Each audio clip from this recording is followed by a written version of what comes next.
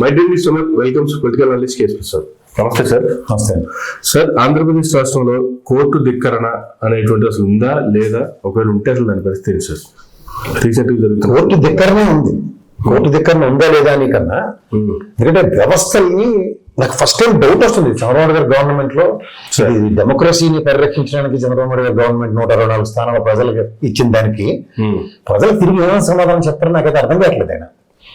ఎందుకంటే మీరు జాగ్రత్తగా గమనించుకోగలిగితే ఈ సిఐడి కేసులన్నీ ఏమి కాకుండా కొట్టేసుకుంటున్నారు.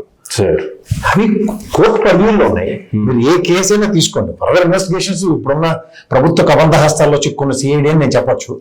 ఫర్దర్ ఇన్వెస్టిగేషన్స్ చేయకుండా కేసు క్లోజ్ చేయొచ్చు. It doesn't mean that. ఇప్పుడు దానికి లిక్కర్ కేసు ఉంది, ఆయన 2 lakhs పూచీకత్తుతో బయట ఉన్నాడు, బెయిల్ మీద ఉన్నారు. అలాగే అవుటర్ రింగ్ రోడ్ బెయిల్ మీద ఉన్నారు. అలాగే దాని ఏమంటారు స్కిల్ డెవలప్మెంట్ కేసు బెయిల్ మీద ఉన్నారు. ఏది మెర్సీ గ్రౌండ్సా మెరిట్ గ్రౌండ్సా? నేను 1,00,000 సార్లు చెప్తున్నా. మెర్సీ గ్రౌండ్స్ అంటే ఆరోగ్య పరిస్థితులకు అనుగుణంగా ఆ లోపల బుర్ర తక్కువతనం వల్ల 4 రోజులు జైలు పెట్టాడు కానీ ఆయన్ని 3 రోజులు మెర్సీ గ్రౌండ్స్ లో ఆయనకి బెయిల్ వస్తుంది. ఆయనకి వాడు తెలివి తక్కువతనం వల్ల ఆయనకి జరిగిన ఉపద్రవం తప్ప అందులో ఏం లేదు.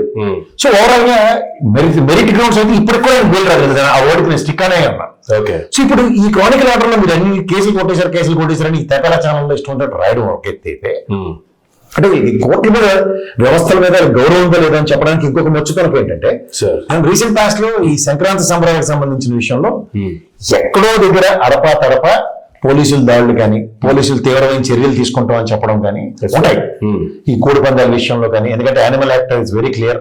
జంతు బలులు కానీ, జంతువులకి కోళ్ళకి కత్తులు కట్టి ఈ కోడి పందాలు ఇలాంటి విషయంలో కోర్టు ఎప్పుడు డైరెక్షన్ ఇస్తుంది.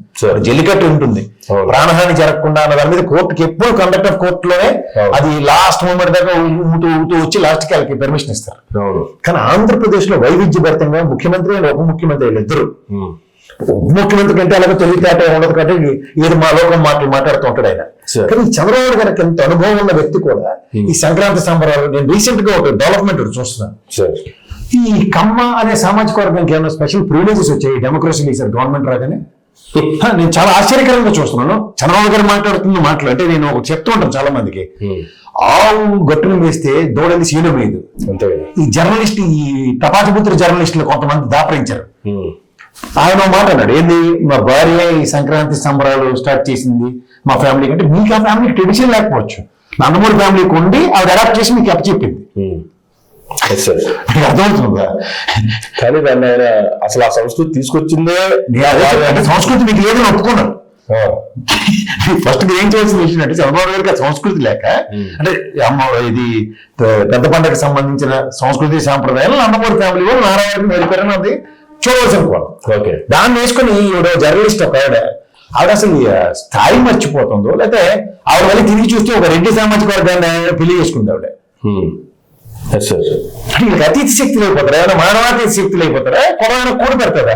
అంత కొలపట్టింపులు అంటే అలా బార్లలో ఉంటారు చూడండి, వెళ్ళి వేసేసాం, లేకపోతే అలా ప్రవీణ్ రావు ఉండరు, అలా నుండి కూడా సమర్థన లేకుండా ఇచ్చారు కొలపాధిపతికి మీద. మళ్ళీ ఇష్టమే ఎందుకు డబుల్ స్టాండర్డ్స్? మళ్ళీ పక్క పవన్ కళ్యాణ్ గారికి కొమ్ము కాసుకున్న తిరిగితే దౌర్భాగ్యం ఎలాగో వస్తుంది. మీకు ఒకటే చెప్తున్నాను, కులాన్ని ఎవరికైనా, ఏ కులమైనా ఎవరికైనా వాడికి కన్న తల్లితో సమానం. కానీ అవతలకి పండగ ఉండదా? రైతుల పండగ. వ్యవసాయ క్షేత్రాల్లో కుల మతాలకు అతీతంగా ముస్లిం వ్యవసాయం చేసిన వాళ్ళు లేరా? అందరూ ఉంటారు వ్యవసాయం చేసే గుంటూరు కదా ఎంతమంది మిర్చి రైతులు ఉన్నారు ముస్లింలు. పండగ చేసుకోరా? పండగ కోతలు పండగ కొనకుండా నేను రంజాన్ కా కోస్తాను కూర్చుంటారా? ఇక రైతు కమ్మల పండుగ అంటే కమ్మలు మాత్రమే వ్యవసాయం చేయరు కదా, అన్ని వర్గాలకు సంబంధించిన కమ్మల నాకు అర్థం కాదు. కమ్మల పండుగ ఈ కులాల గురించి 2026లో కూడా మాట్లాడుతుంటే చెప్పు తీసుకుని కొట్టాలి ఎవరికైనా సరే, మనుషులా అమ్మ పెట్టరు.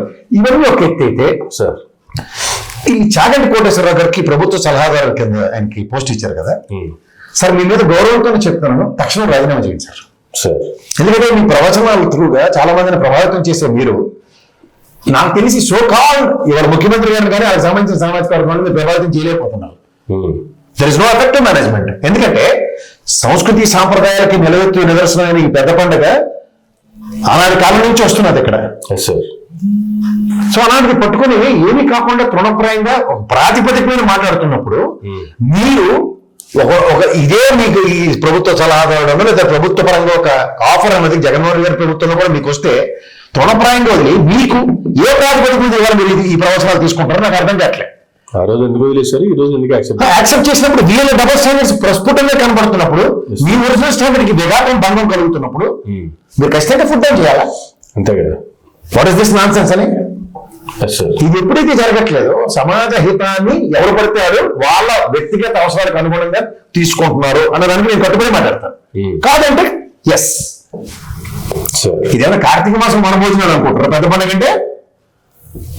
వాళ్ళు కూడా కులమతాలకు అతీతంగా అందరూ చేసుకుంటారు కార్తీక మాసం వనభోజనాలు. పిక్నిక్ వెళ్ళినా లేదా స్కూల్ పిక్నిక్, స్కూల్ ఎక్స్కర్షన్స్ లో ఎక్కడైనా కులాలు పిలిచి మీరందరూ ఇటు పక్క రండి, మీరందరూ ఇటు పక్క రండి స్కూల్లో మీకు జరిగింది ఎప్పుడైనా? వీళ్ళకి ఒక్కరికే ఎందుకు వస్తున్నాయి దిక్కుమా ప్రివిలేజ్లు? ఎవరో మీరంతా నాకు అర్థం కాదు. ఎవరైనా డిఫరెంట్ ప్లానెట్ నుంచి వచ్చిన వాళ్ళ మీరు?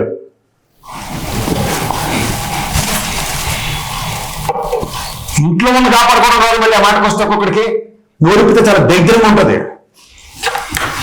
ఇల్లు మాట్లాడేస్తుంటారు కూర్చొని. అంచేత ఏమి ఎలా జరుగుతున్నాయి అన్న దాన్ని చూసుకుంటే ఆద్యంతం ఖచ్చితంగా వ్యవస్థల పట్ల వీళ్ళకి గౌరవం లేదు. రాజ్యాంగాన్ని కనీసం గౌరవించకుండా తృణప్రాయంగా తీసి పడేస్తున్నారు.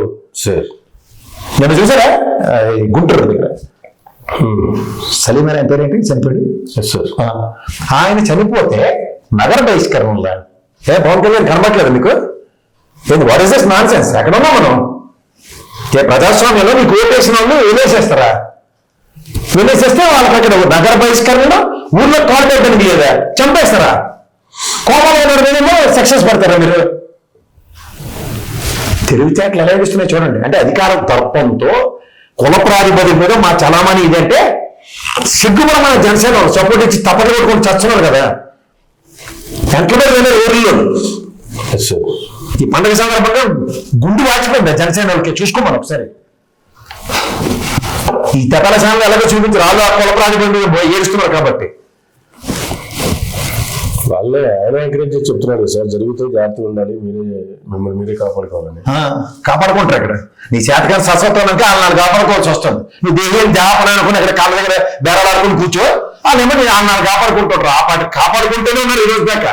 ఇవాళ ఆత్మాభిమానాన్ని పునంగా పెట్టించే దౌర్బల్యం మీకు వచ్చింది. అది తెలుసుకోమని అంతకన్నా ఇంకేం లేదు. కానీ ఇదే గతంలో జగన్మోహన్ రెడ్డి గారు అధికారంలో ఉన్నప్పుడు, లేదు ఇదే కూటమి ప్రభుత్వం ప్రతిపక్షంలో ఉన్నప్పుడు సంక్రాంతి పండుగ కావచ్చు, లేదంటే అక్కడ జరిగినటువంటి సాంస్కృతిక కార్యక్రమాలకు సంబంధించి కావచ్చు, వాళ్ళు చేసినటువంటి అడవడి అసలు క్యాసినోలు పెట్టేశారు, గోవా కల్చర్ తీసుకొచ్చారు. అదే కదా ఓన్లీ గుడివాళ్ళు అది విదేశీ అమ్మాయిలు తీసుకొచ్చారు. ఆ జనసేన ఎమ్మెల్యే పిఏ అంటే వాడు ఎంత పెడతానంటారా మీరు? మనుషులే నా ఊర్లో వాడు ఏం మాట్లాడు స్టేజ్ మీద వాడు. ఎవరికైనా మీకు ఈ సూపర్ డిగ్రీస్ వస్తున్నాయి ఒక్కొక్కడికి? నాకు అర్థం కాదు. పోలీస్ వ్యవస్థ ఇంత నిస్త్రాణంగా ఉండకండి sir please. It's request. I know that your political compulsions లో నలిగిపోయి చచ్చిపోతున్నారు. కానీ అలాంటి anti social elements don't entertain.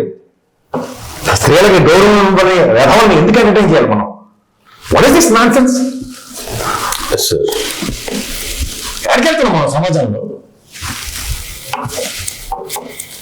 ఇది పెద్ద పండుగ ఆవశ్యకత. వీళ్ళు తెలుగు తక్కువతనంకి, వీళ్ళు చేతకాంతానికి బ్రహ్మాండంగా.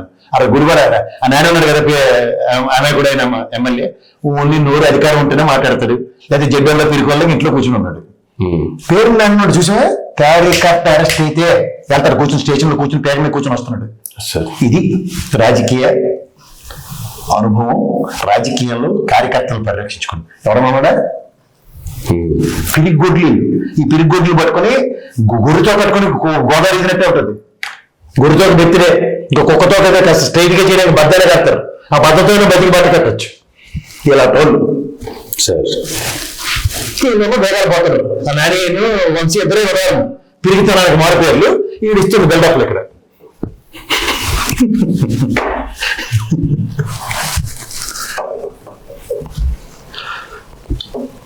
కానీ కోడి పందాలు వీటిల్లో కూడా 1,30,00,000 సంపాదించుకున్నారంట. దాన్ని చాలా పెద్ద ఇదిగా ప్రమోట్ చేస్తా ఉన్నారు. చేస్తారండి, నేను చేయగలను, ఎవరు ఏం చేయలేరు నా ధైర్యం. ఇలా కోడి మెడలు ఇచ్చినా పెరగాలి ఒక్కొక్కడికి. నాటకాలు ఆడుతున్నారా అని వ్యవస్థ అలాంటి డిస్క్రిప్షన్ తీసుకుంటే వాళ్ళు ఎవరు పెట్టుకుంటారు అడుగు ఒక్కొక్కడిని. అది తీసుకోవట్లేదనే ధైర్యం. వీళ్ళు దప్పని చూపిస్తున్నారు. మినుగుడు పురుగు, గాలి బుడగలు శాశ్వతంగా నేను వెలుతురిస్తానని మునుగుడు ఇప్పుడు ఎలా భ్రమంలో ఉంటుందో అలాగే గాలిపొరగా నీటి మీద ప్రవహిస్తూ నన్ను మించినోడు లేడు నన్ను అడ్డినోడు లేడు అని వెళ్ళినప్పుడు సార్ దానికి ఎలాంటి ఉపద్రవాలు వస్తే తెలిస్తే ఈ సన్నాసమాలకు దగ్గరలో అదే ఉంటది. ఇది ప్రజాస్వామ్యం. అరే కాకలు తీరిన ఇందిరాగాంధీని బీజేపీని టాలరేట్ చేయకుండా బీపీ సింగ్ లాంటి నెత్తిమి పెట్టుకున్న దేశం. ఇది డెమోక్రసీలో గుణపాఠాలు. సరే. తెలుసుకో మనం తెలుసుకుంటే చాలా బ్రహ్మాండంగా ఉంటుంది అనుభవాలు. లక్ష్మణుడికి చీగడ్డి పెట్టి నాతోనే మొత్తం అంతా అయిపోతుంది అనుకునే భ్రమంలో కొంతమంది అంటే చిన్నపిల్లలు బొడ్డు కత్తిరిస్తారు. తప్పుడు బొడ్డు కత్తిరించకపోతే ఇలాంటి ఉపద్రవాలు వస్తాయి. నక్క పుట్టి 4 ఆదివారాలు వెళ్ళటం నుంచి ఉన్న ప్రపంచం అనుకుంటే ఇలాగే ఉంటుంది. సరే. ఆ ప్రపంచం దాని కోణం అది ఎలా ఉంటుంది. అందుకని ఇంకెళ్ళాడు. నీకు బ్రహ్మానంద గారు తెలుసు కదా, సరే. వాడి పద్మశ్రీ వాడు ఇచ్చుకుంటాడు. అలాగే ఆస్కర్ అవార్డు ఎవడో ఇవ్వట్లేదని భాస్కర్ అవార్డు ఇచ్చుకుంటాడు. దానికి లేటెస్ట్ బ్రాండ్ అంబాసిడర్ ఎవరంటే పవన్ కళ్యాణ్. ఆవిడ 3 కిలో అమ్ముకున్నాను పట్టుకొచ్చి ఓల్డ్ సిటీ నుంచి ఆతో ఒక అవార్డు తీసుకున్నాడు. ఈ మీద అందుకే చదువుకుంటే ఏదైనా ఇది ఉంటుంది. చూడు నిన్న ఏటీఎం అనుకుని పాస్బుక్ ప్రింట్ చేసి పట్టుకుపోయాడు.